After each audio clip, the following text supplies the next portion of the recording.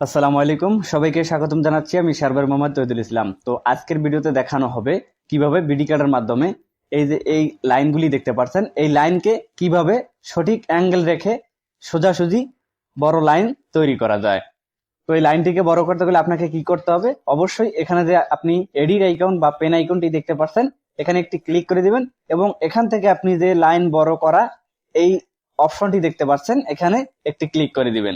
দেওয়ার পর আমি যেহেতু দেখতে চাচ্ছি যে এই যে লাইনটা, এই লাইনটা স্ট্রেট করলে আমাদের কোন দিক দিয়ে এই লাইনটা চলে যায়। তো আমরা যারা ডিজিটাল সার্ভার বা প্রফেশনাল সার্ভাররা আছি, তারা আমরা কিন্তু জানি লাইন বড় করা কিসের জন্য আমাদের লাগতে পারে। তো তারা যদি এই লাইন বড় করতে না পারেন, তো আজকের এই ভিডিওটি সম্পূর্ণ দেখে লাইনটি বড় করা শিখে নিন।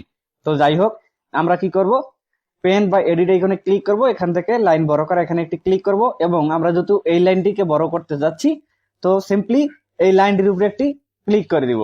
ক্লিক করে দেওয়ার পর দেখেন এই লাইনটি কিন্তু আমাদের একদম সঠিক অ্যাঙ্গেল রেখে আমাদের লাইনটি কিন্তু সামনের দিকে অগ্রসর বা বড় হলো, সামনের দিকে অগ্রসর বা বড় হলো।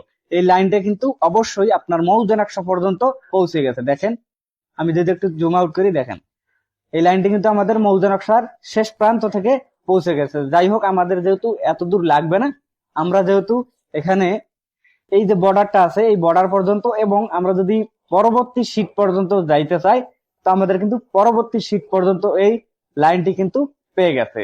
তো আজকের ভিডিওটি ছিল এই পর্যন্ত। ভিডিওটি ভালো লাগলে ভিডিওতে লাইক দিয়ে দিবেন, শেয়ার করে অন্যকে দেখার সুযোগ করে দেবেন। পাশাপাশি আমাদের পেজে নতুন এসে থাকলে অবশ্যই পেজটিকে ফলো করে পাশে থাকবেন।